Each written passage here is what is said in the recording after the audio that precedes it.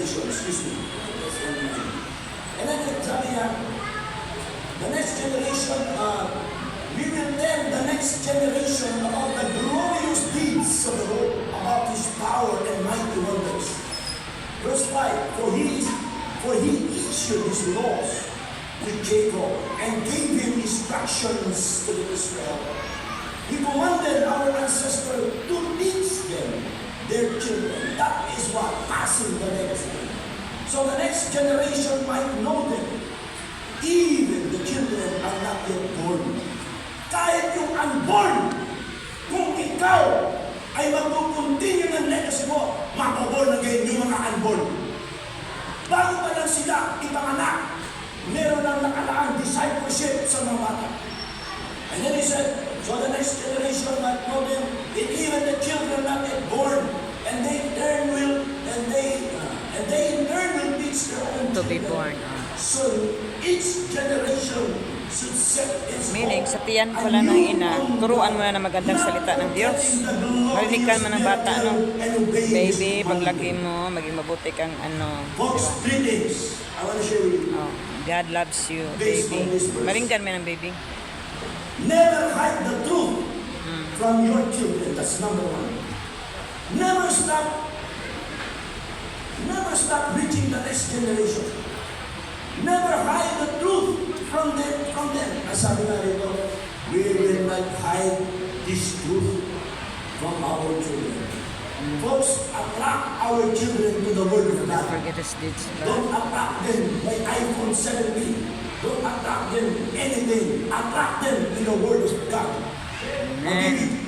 Salamat sa isang amen. Amen! Amen. Na ang mga bata na Kasi karamihan na yung sa bata, puro cellphone, dula-dula, mga, ano to nakalagay? Mga, Cocomelon na nakalagay sa, ML, Cocomelon. Roblox, mga ganyang laman. TikTok, na, laing. Kaya, madali lang sila magsabi na mag-suicide na ako sa mga bata ngayon. Kasi puro nag-ano lang sa Facebook, social media. Pero kung sa Bible, tama yan. Never hide the truth from your children. Maganda ilagay sa cellphone yung book of Bible, history of the Bible.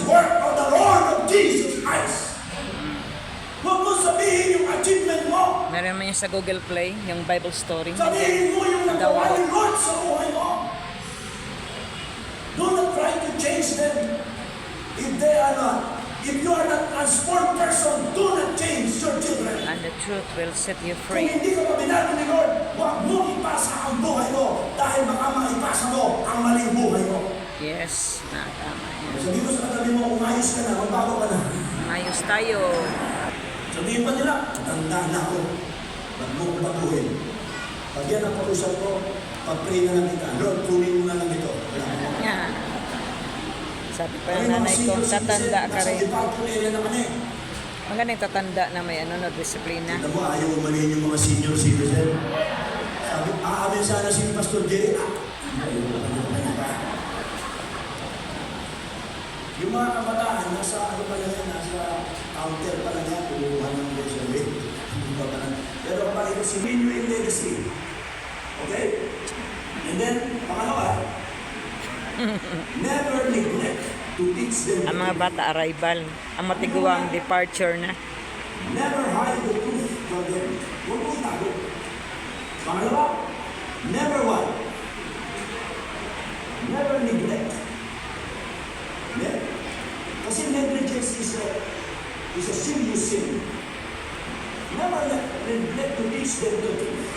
Sabi niya sa verse 5, for he instead disclosed to Jacob and he gave his instruction to Israel. And he commanded our ancestors to teach them to their children. Dalawang dito na sabi ng sa Tagalog. Psalm 78, chapter 5, verse 6 says, ibinigay niya ang kanyang mga kautusan sa mga mamamayan ng Israel na mula sa lahi ni Jacob. Iniutos niya sa ating mga ninuno. Sabi ko sa katabi mo, ninuno ka na. Ninuno na ituro ito sa kanilang mga anak. Ituro sa kanilang mga anak. Wala. Ninuno. At nang ituro na nila ito sa kanilang mga anak. Sa Bisaya,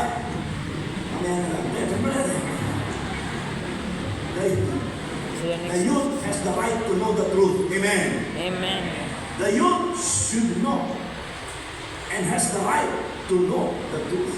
Pag-asa ng That's bayan. why we need to pass the truth. Tama. Okay? We should set a trend with our campuses. I like this church. Alam mo kung bakit sila lumagod? Kasi may campus ministry sila. Right?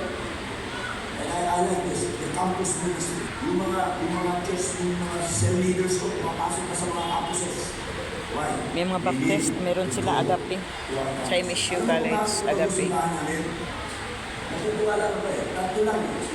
Mga abdik sila sa campus ministry, ang baptist. Ang kulang lang sa Church of Christ campus ministry. Tama niya man. Ano ginawa namin? Number one. Discipleship. Cell groups.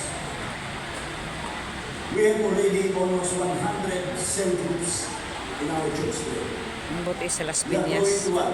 Ano na namin sila, Growing i-recognize church. namin yung mga cell groups. Mga walang sweldo yan, ha? Mga cell leaders yan. Right? Pangalawa, Never hide, dahil sa cell never group, neglect. meron kaming training. Huwag kayo ngayon. Hindi na neglect training because training